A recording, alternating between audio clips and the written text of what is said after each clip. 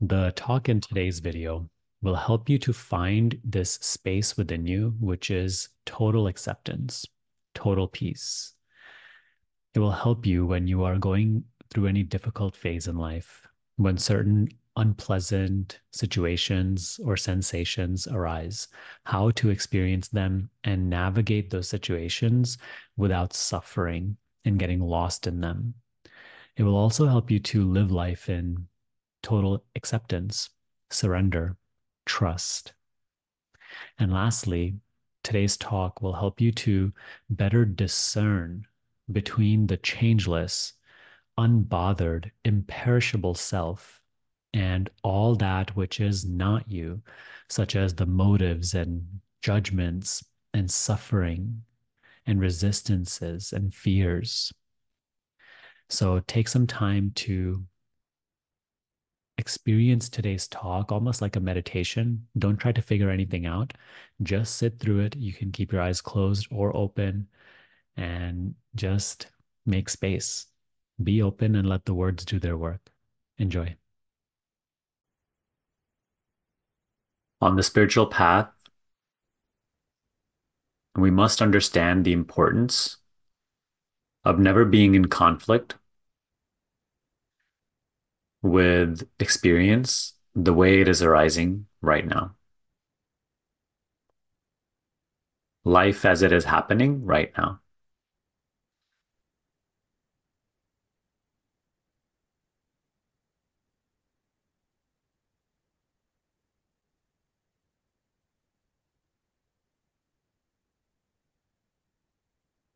And the only way that is possible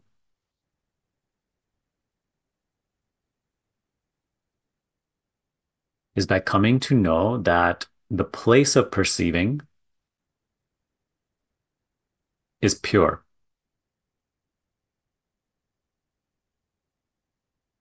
free from any wanting, free from any resisting, empty of agenda or motive,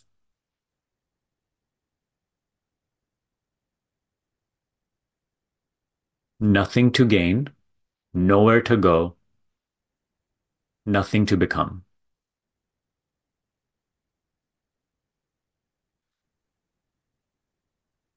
That is self.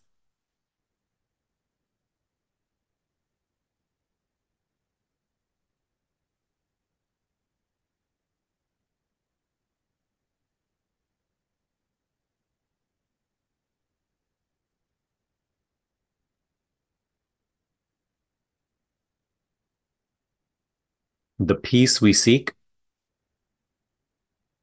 is not something that the self experiences. What we call self is synonymous with peace, meaning it is the same.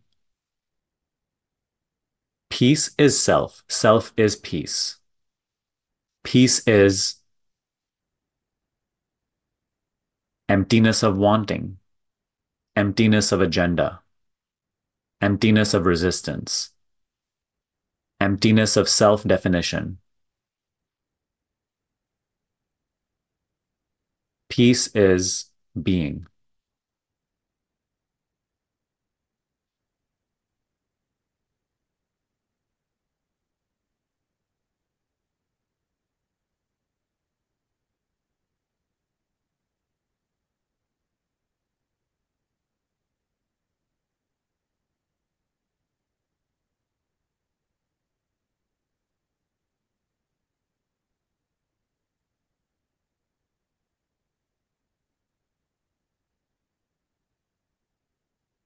The body is not the self. The mind is not the self. The image that the mind has of who I am is not the self.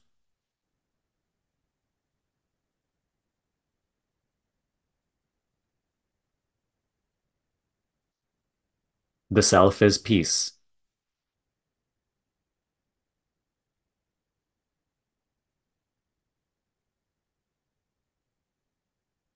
Peace is the place of pure perception. Awareness without motive.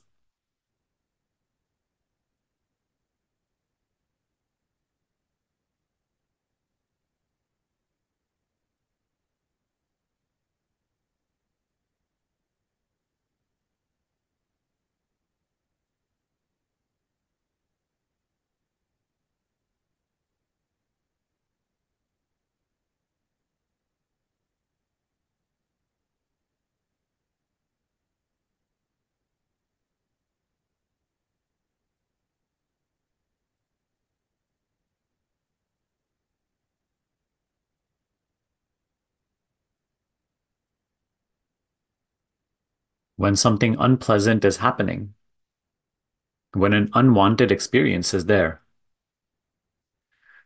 what is disturbed?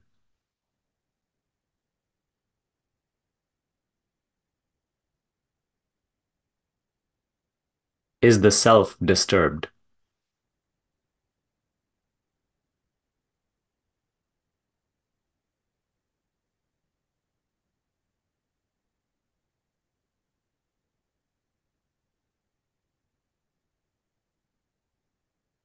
Or is the disturbance perceived?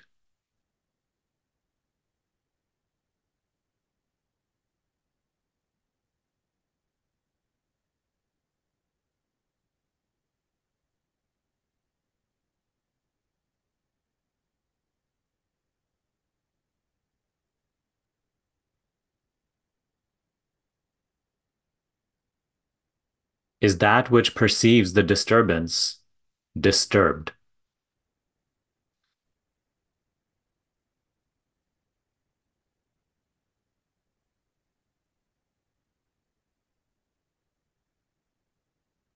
Is that which perceives the disturbance disturbed?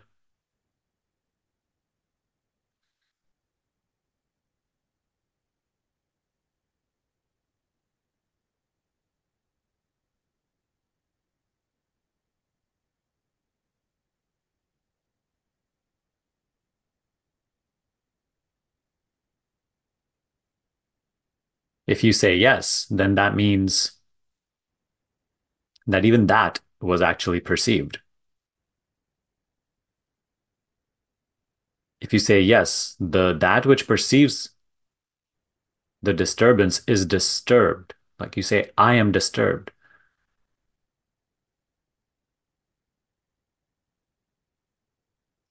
That itself is perceived.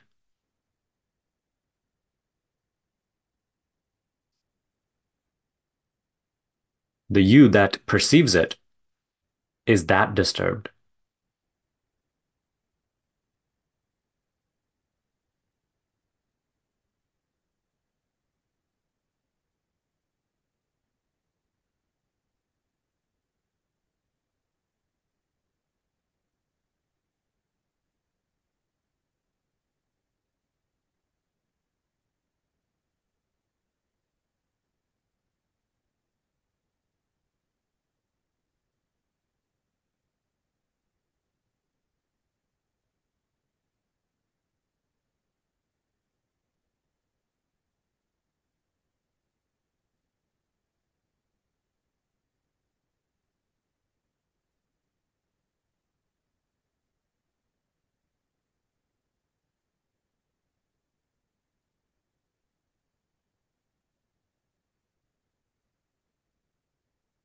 When something unexpected or unpleasant happens in our life,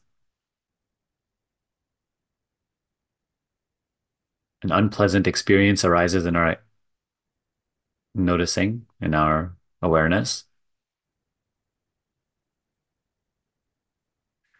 we go into a state of believing that this shouldn't be happening.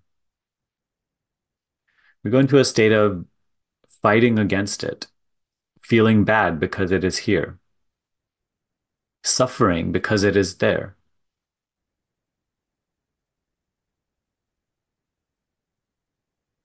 It is true that in those moments, the mind is disturbed.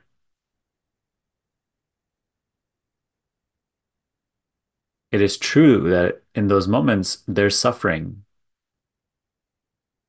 It's unpleasant.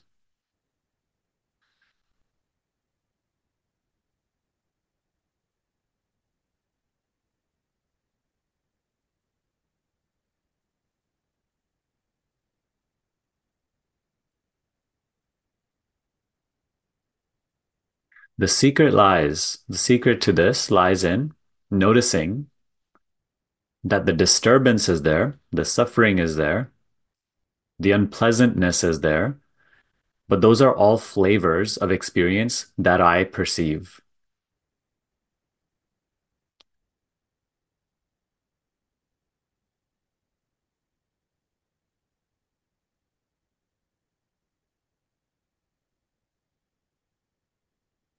To say I am the disturbed one, to say I am suffering, I want this to go away, that is where the trouble lies. That is where we fall into ignorance.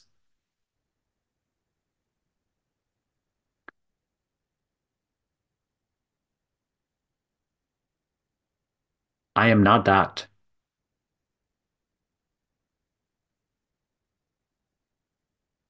Even the wanting for an experience to go away, that itself is an experience that arises in my perceiving, my seeing. Very, very important.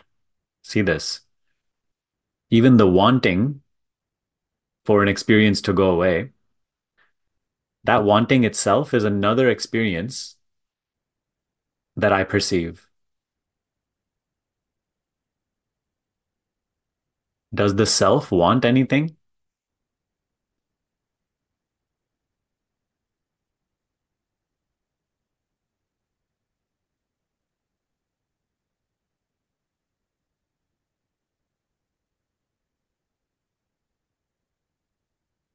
Discover your desireless self, not through any crazy practice. Just look at the facts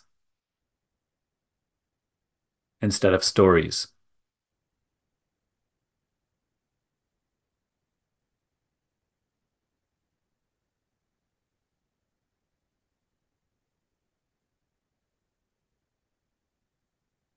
Even that which is suffering the experience and wants an experience to be replaced with something else, that itself, that state of mind is itself another experience which is being perceived by me. What do I want?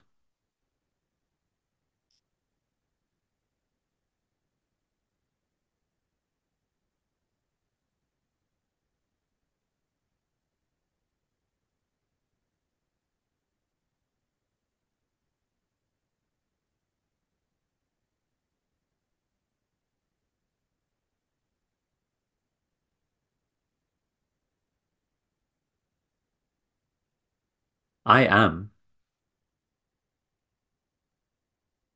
And I see all sorts of experiences come and go.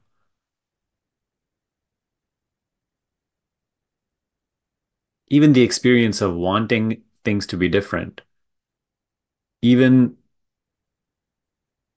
a state of mind which is so painful, even that is an experience that I see come and go. I perceive it. I witness its arising and passing.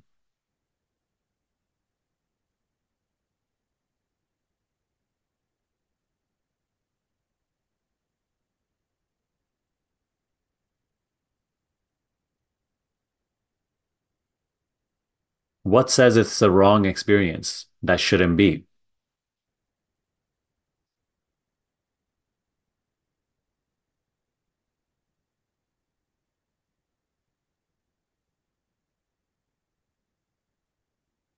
Even that is a mental phenomenon.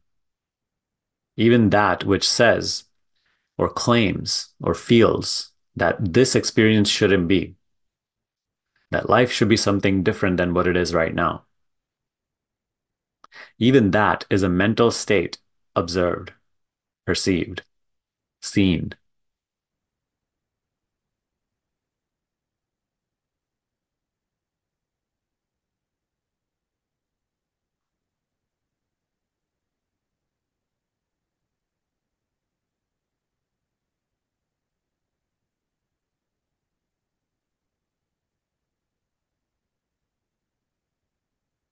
The thing I wish to propose to you today, whether or not this is a new concept for you or not,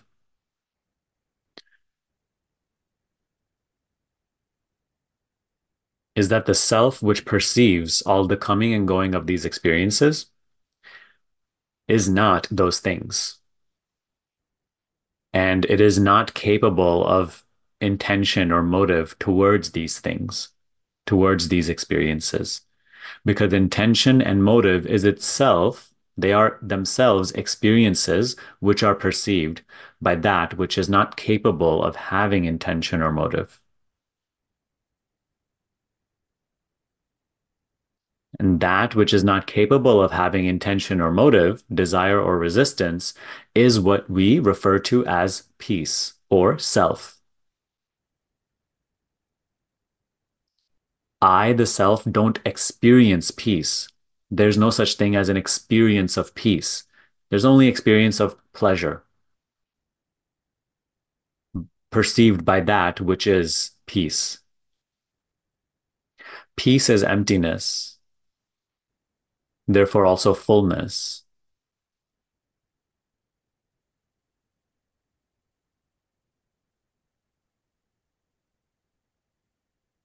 Peace is the place of perceiving, which is not capable of wanting, just like the space of this room that you're sitting in right now is not capable of wanting you to go or come back. The space of this room doesn't have an opinion about the body sitting in it or any of the objects that are either being put in or taken out.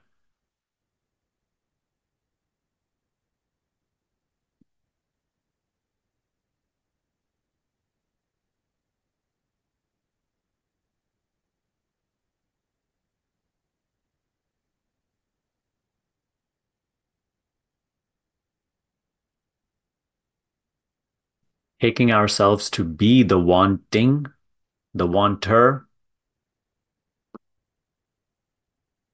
that's what we call identification. It means taking yourself to be something which you are not, believing that you are something other than what you actually are.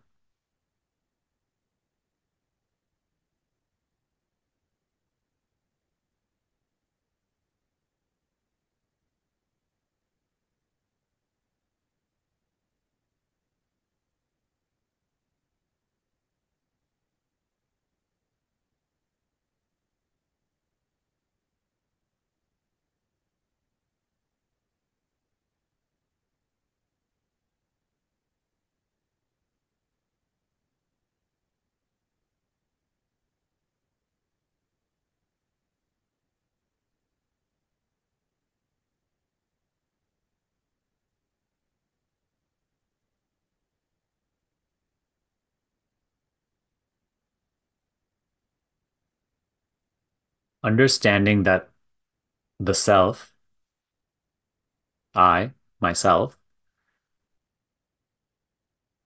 am inherently desireless and fearless is very important for spiritual growth.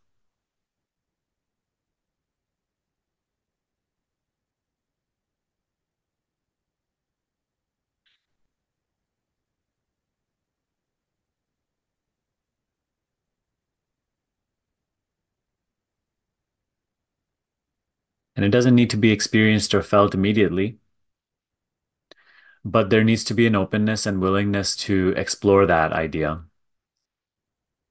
be open to that concept.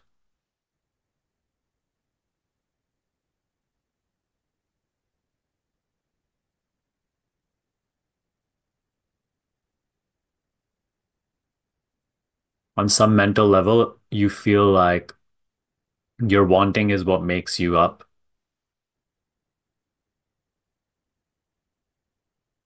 Your desires is what makes you who you are. And at the personal level, that is true, but you are not a person.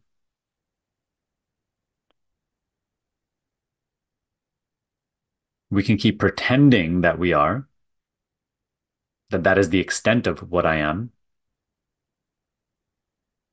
And that's okay. We can keep pretending and buying into that illusion, but then it comes with its consequences, which is suffering. If we want suffering to go away, then we have to face truth. We have to explore things the way they really are rather than how we pretend and conceptualize them to be, how we think them to be.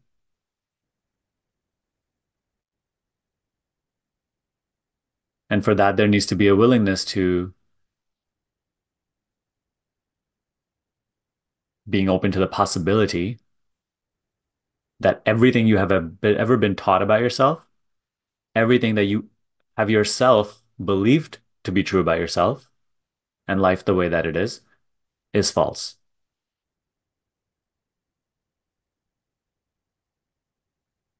An openness to the possibility that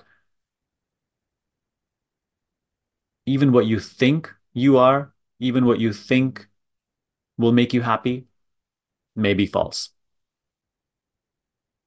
Not believing that it is false, but just being open to the possibility that life, the way that I perceive it, myself, the way that I perceive myself, is not right,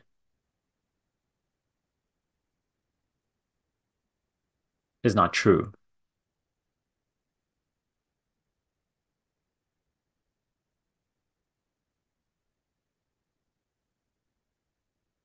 So, how do we discover that which is true?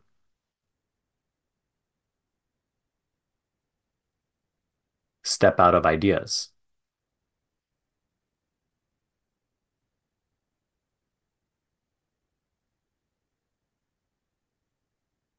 We have to step out of thoughts about what life is and what I am.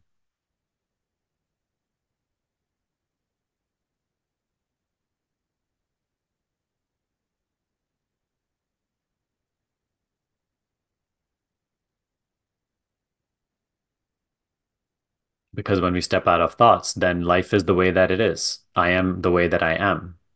That starts to become more clear.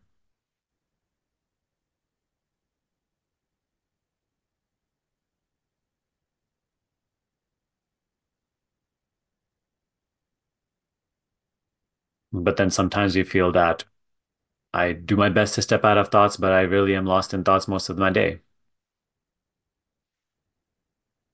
And that's okay. Then you have to also incorporate something else.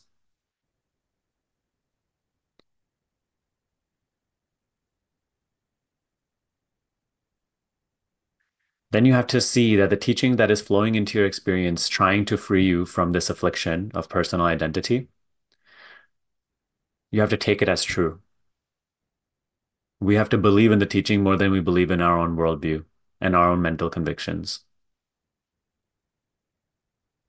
And recognizing our powerlessness to transcend our worldview, we have to submit to the higher power and pray. Strike my ignorance down. Lord, God, self, life, dissolve my ignorance. Please help me, lead me, guide me.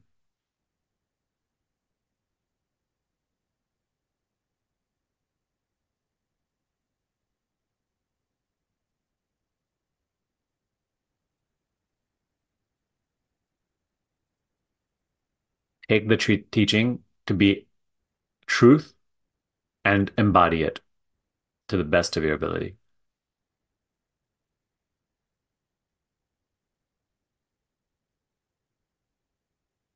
If having faith in the teaching doesn't sit right with you, then you have to practice silence, which is no faith, no ideas, no concept.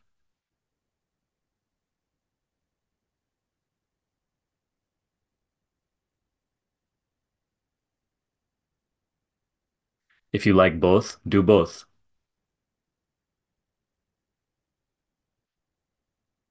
If you like neither, then that's I don't know what else to be done about that.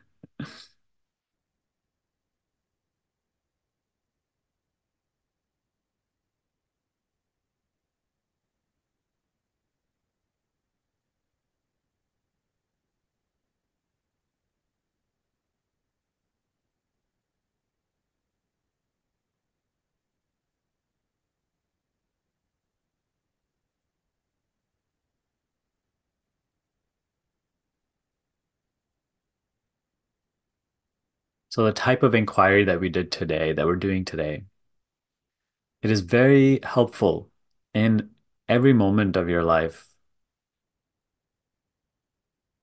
Experiences are constantly coming and going. Things are happening, half of which I don't like, right? Half of the experiences which happen, the mind doesn't really want them.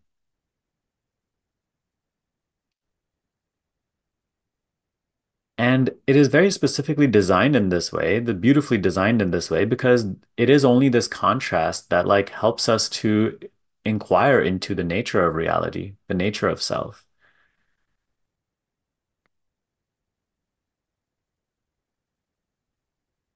So in those moments when some sort of problem has presented itself to you in your life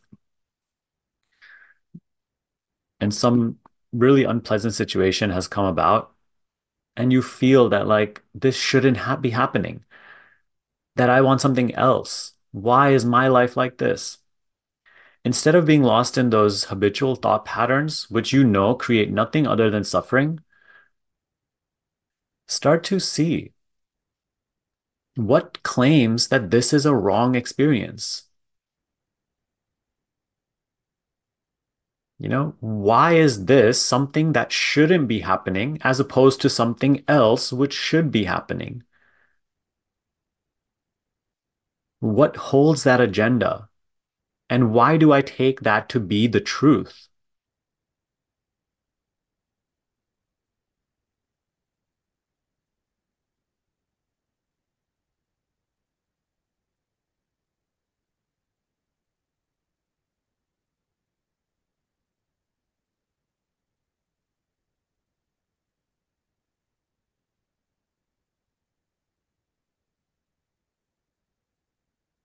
And notice how, like, that motive, that agenda arises from such a limited point of view, which is entirely focused in conditions. And it claims only when these conditions are secured in life, then I am at peace or happy. But that is just never possible because conditions are changeful and they are impermanent and they are limited in the realm of duality. They can always be this or that. So conditions will always disappoint because half the times they will be pleasant, half the times they will be unpleasant. You can never secure conditions forever.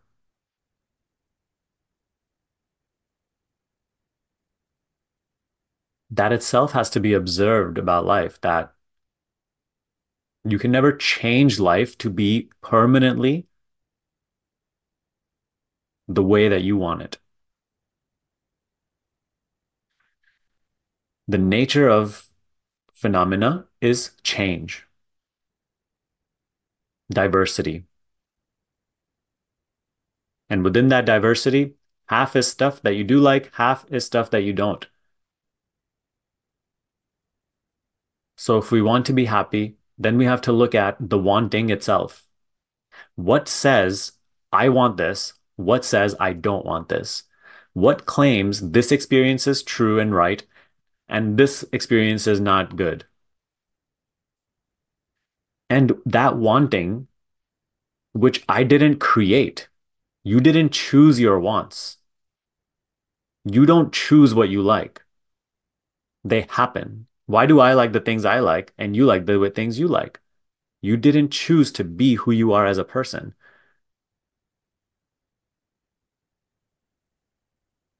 You think you like chocolate ice cream.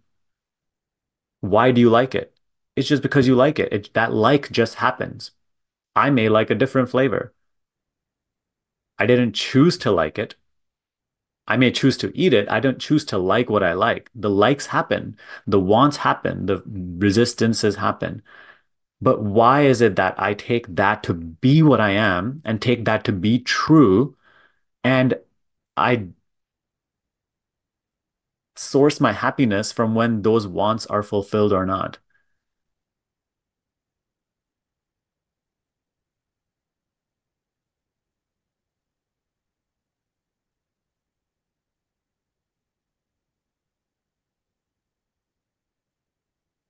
Whereas even that even that preference changes. I used to like vanilla, now I like chocolate. Why? How did that just change? I used to hate people that like vanilla, but now I like vanilla. How did that just change? That itself is a changeful mental state. It's like a cloud that passes in my experience. Why do I take that to be what I am? Why do I instill belief and identification to that into that when it keeps on telling me that it is unstable and changeful?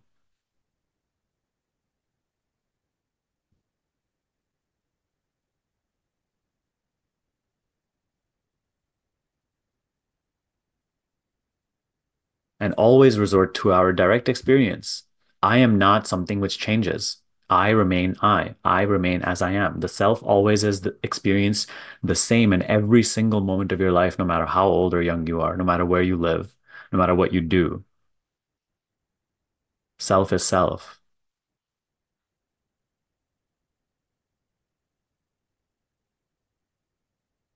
People at home may call you something. People at work may call you something else. People may call you different names depending on different phases of your life and different ages. You are different names to different people, but yourself, you always refer to as I.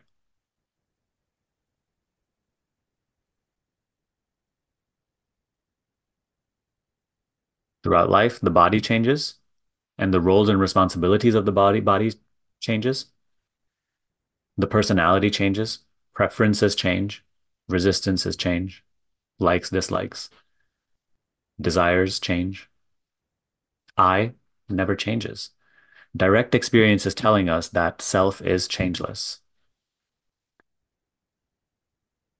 So why is it that we keep identifying the self with all of these changeful mental states and the body?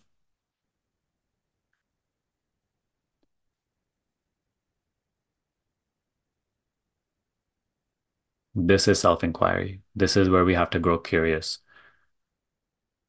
Don't just let this identification happen automatically, unconsciously. It will keep happening, but that's a practice. We have to keep returning to noticing that the place of perceiving, right? The awareness of experience, I'm pure. I am not that which I perceive to come and go.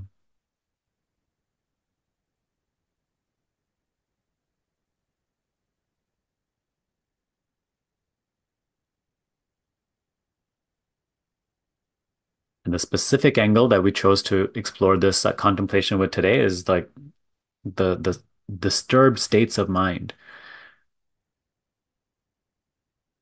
Unpleasant experience is a state that comes and goes, okay? The disturbed state of mind because our experience is unpleasant, that which claims this shouldn't be or this should be something different, is also something which comes and goes. We don't have to instill truth into that. The self even perceives that come and go without any problem.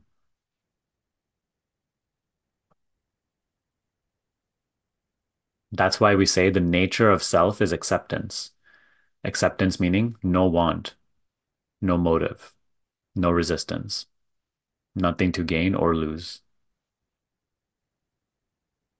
just being.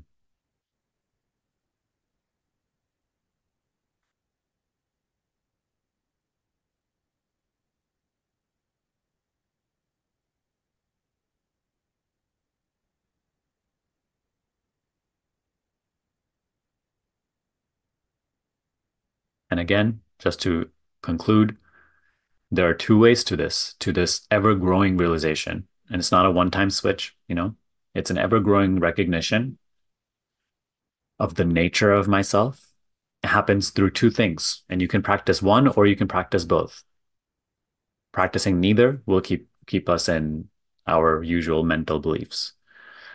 First is silence, right? Meditation, which is being as you are, right? Learning to step out of thinking and keeping your attention on self, or just, in other words, it's just being aware that I am, awareness of being rather than thinking, awareness of being, stillness, no ideas, no concepts.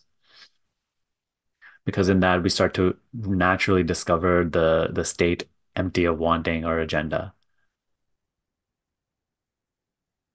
To whatever degree, we have to practice this, right? And if we feel that this is not progressing as fast as we want, or it's hard and like not practicable for so much of the day, then also we have to incorporate faith in the teaching which is arising in your experience. Take that to be true. And whatever you think you know about experience, take that to be false, or at least be open to that being false. Have total trust in the teaching and act accordingly. And also pray. Like if you feel powerless, that's a good thing because you are powerless. I am powerless to make any spiritual progress happen. So we have to submit to the higher power. Like, God, please strike down my ignorance, guide me, lead me, help me become wise, help me realize myself. And God answers prayers in that way. Surrender, right? As the great sage Ramakrishna says, he says, one who God never forsakes a devotee who surrenders. In my personal practice, I practice both. Like Ramana Maharshi says, when you can, practice inquiry. When you feel like you can't practice inquiry, surrender. One or two will always help us grow in this recognition. Thanks for watching. If you need help in your practice and on your spiritual journey, join our free support group. I'll link it down below. That's all for today. I'll see you next time.